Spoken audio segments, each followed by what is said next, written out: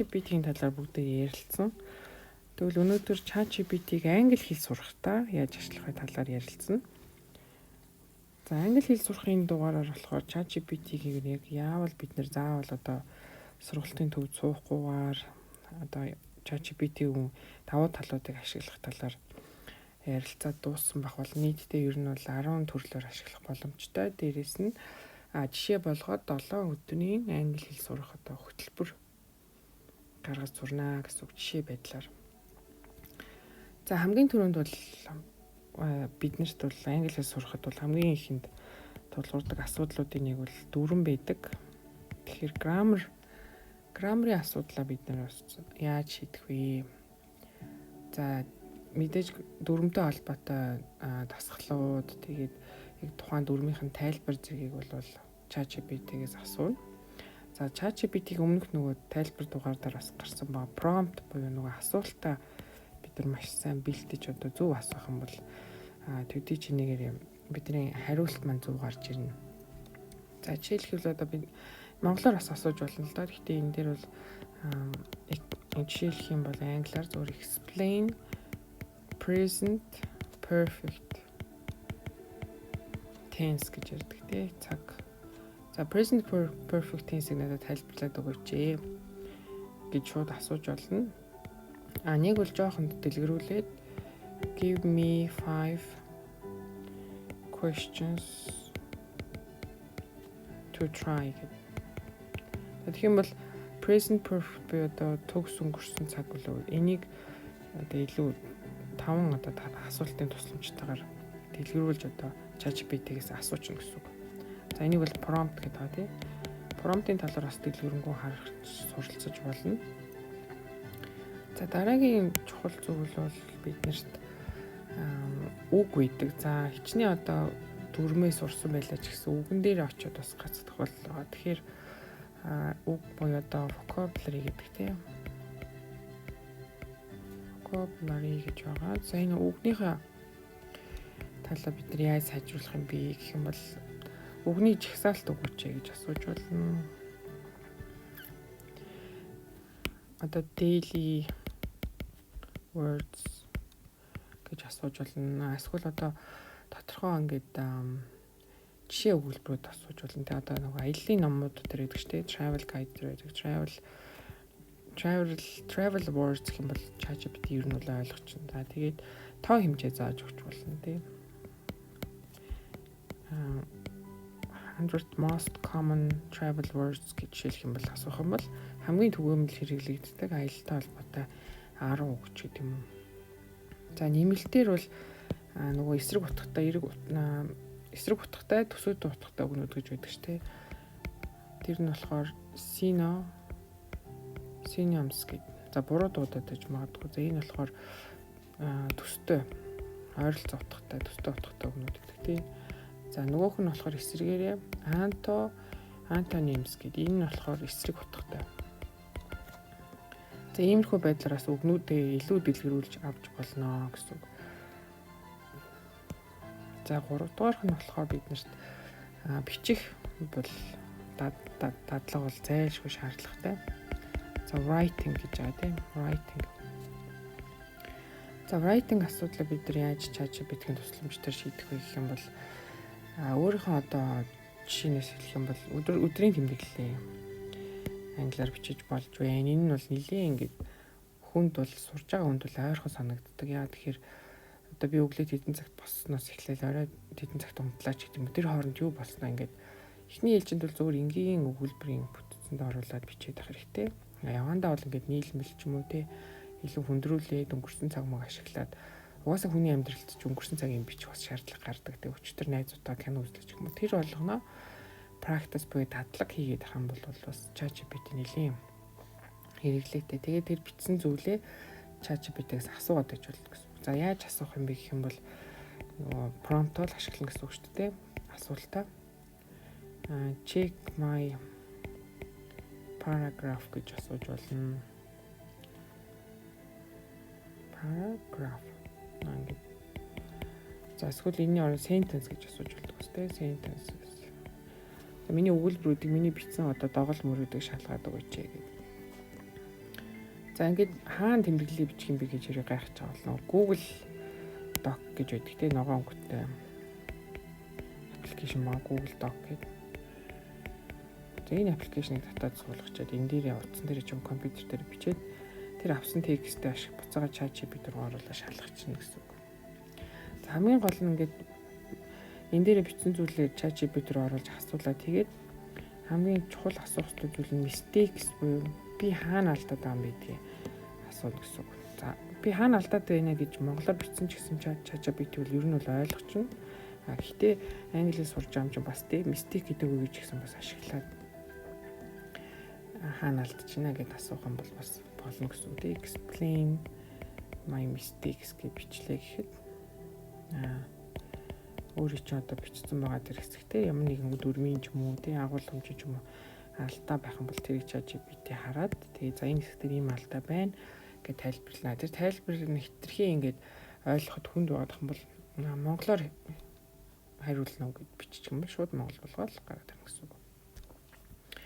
За дөрөвт хэсэг нь бол мэдээж speaking орж ирнэ.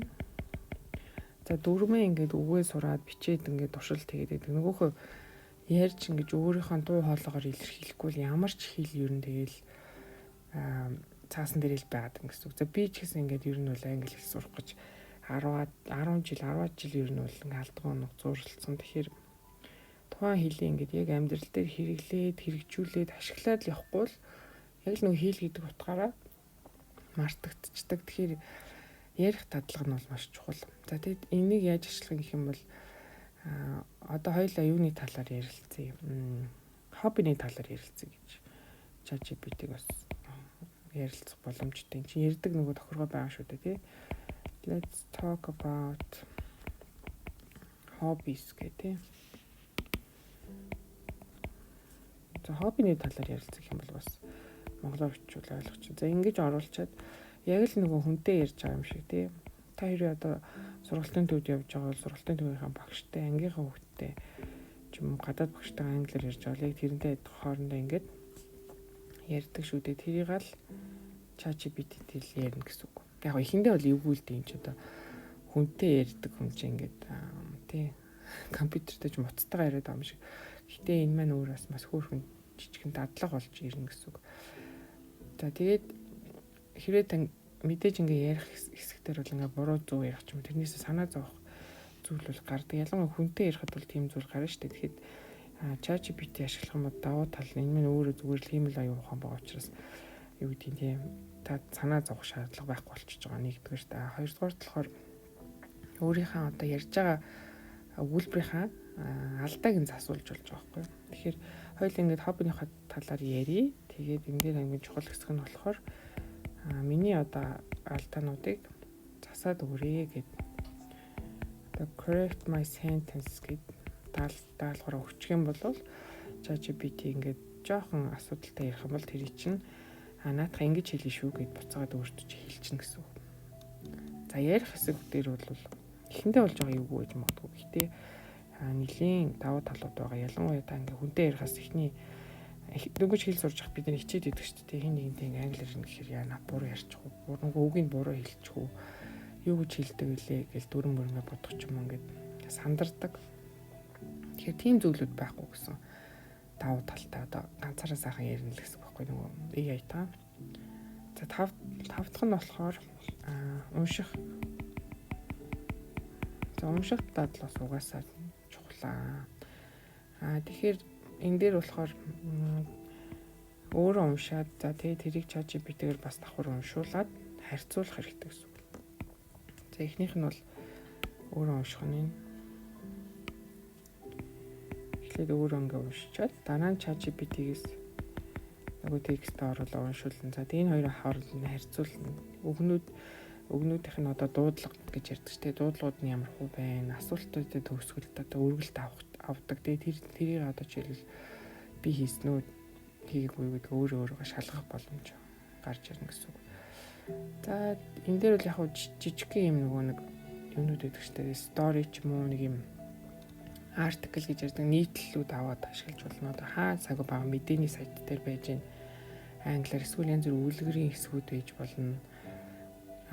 Яг мэдээж өөртөө тааруулаад хитрхи юм комплекс хүнд одоо уран зохиолын номноос ч юм уу байх юм бол нэлээд хэцүү. Тэгэхээр хэрвээ та дөнгөж эхэлж байгаа бол өөрийнхөө одоо төвшөнд тааруулаад одоо хүүхдийн үлгэр ч юм уу тиймэрхүү сторинуудыг ашиглаад уншаад явах юм бол маш хөөрхөн дадлага болдог байгаа. За энэ дээр бол Kids Story гэж одоо интернетээс хайгаад тэрнээс нэг хэсэг текст оруулаад ашиглаж болно. За эсвэл өөрийнхөө сонирхож байгаа одоо юу гэдэг нь уран гулгалт ч юм сонирхдаг бол тэрнийхээ талаар мэдээлэл хайж болох юм мэдэн штэ тэрийг ашиглаж болно. Дуртай зүйлээ унших юм бол танд өөрчлөн ч гэсэн бас сонирхолтой. За ингээд өөрийгөө сайжруулад явнаа гэсэн үг. За 6 дахь хэсэг нь болохоор нөгөө юу байгаа? Pronunciation гэдэг. За энийг муухай хэлж байгаа шүү. Ер нь бол нөгөө дуудлага, аялга гэх юм уу? Одоо бид нар яг ямар одоо байдлаар тухайн одоо үгийг дуудах ёстой юм. Тэрэн дээр одоо бас тусламж авч болно гэсэн үг. Зарим үгнүүд одоо хэцүү шүү дээ. Одоо жишээл энэ pronunciation гэж байгаа энэ үг нь өөрөө хүртэл одоо дуудлага гэдэг л үү. Энэ үг нь өөрөө хүртэл ингээд хэлэх хэцүү дээ. Би нөгөө байнга ашиглах хэл хугарчих гадаг шүү дээ. Тэгэхээр энэ үгийг би яаж дуудах ёстой вэ гэдгийг ChatGPT-гээрээс асуучихна гэсэн үг. За хуучин бол бид нар ингээд тол хүчийг ашиглал тийм нэг алтан гэрлийн ч юм тол хүчийг гаргаж ирж байгаа л нөгөө дуудлагын хэсгийг ингээд уншаалаа нэг иймэрхүү ингэж хэлж байгаа маань гэдэг ойлгодог гэсэн бол одоо бол их шаардлага болсон гэсэн үг. За тэгэхээр та энэ дээр юу гэж асуух вэ гэхээр би энэ үгийг юу гэж дуудах вэ гэж шууд монголоор хөвчих болно мэдээж монголоор дэмжиж таа гэдэг ба шүү дээ. Эсвэл жоохон өөрийгөө англи хэлийг ашиглаад бас ChatGPT-гээс юм асуухтаа ч гэсэн тийм англиар асуугаад дадлага хийе гэх юм бол how do you pronounce гэдэг үгүй дуудах гэдэг үг дуудлага гэдэг үгэнд гарч ирж байгаа. How do you pronounce гэдэг энэ төсний хэцүү үг байдаг тийм. Энэ үгийг яаж дуудах вэ гэж үгээ биччихнэ. Thorough гэж байгаа байхгүй тийм. Thorough. За thorough гэдэг үгийг бол анх харахад бол юу гэж дуудах юм болоо гэж гайхдаг шүү дээ. Тэгэх юм бол энийг ингээд бичих юм бол ChatGPT яг хэлээд өгнө гэсэн үг. За дараагийнх нь болохоор role play гэдэг. За энэ бол хамгийн сонирхолтой хэсэг гэж бодож байна. Яа тэгэхээр дүрд орох гэх юм уу тийм. Монголоор бол шууд role play. За дүрд ороод ингээд ChatGPT-г ингээд ангийнхаа багш шиг хүүхд шиг хамт хэл сурж байгаа хүн шиг ингээд ашиглаж болно гэсэн үг. За одоо жишээлх юм бол за хоёул ингээд role play хийя гэх юм бол шууд ойлгох чинь let's play role play. Монголоор яг сайн ойлгосныг мэдэхгүй байна. Туршиж үзээгүй.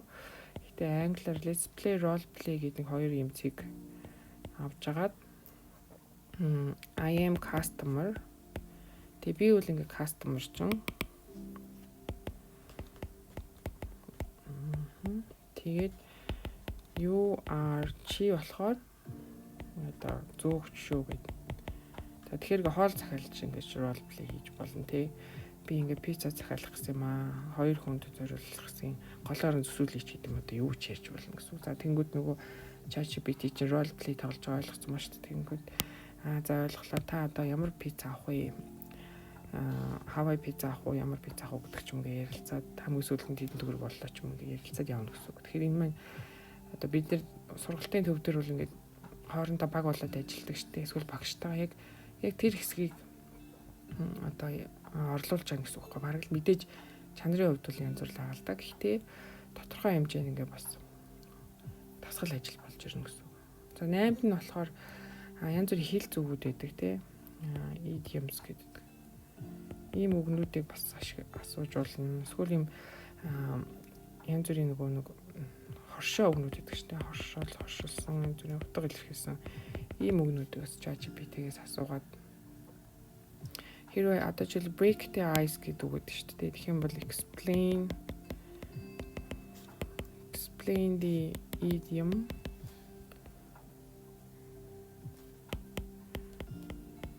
break the ice.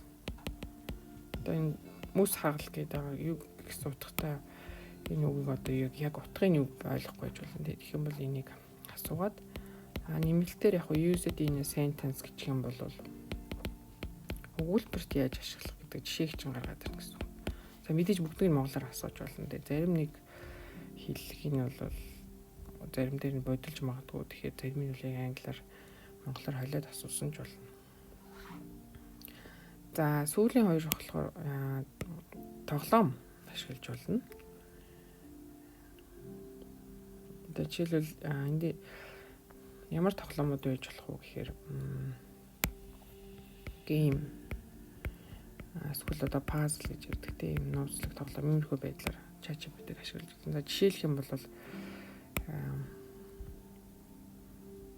хоосон зайг нь бөглөдөг тоглоомнууд шүү дээ. Тэгэх юм бол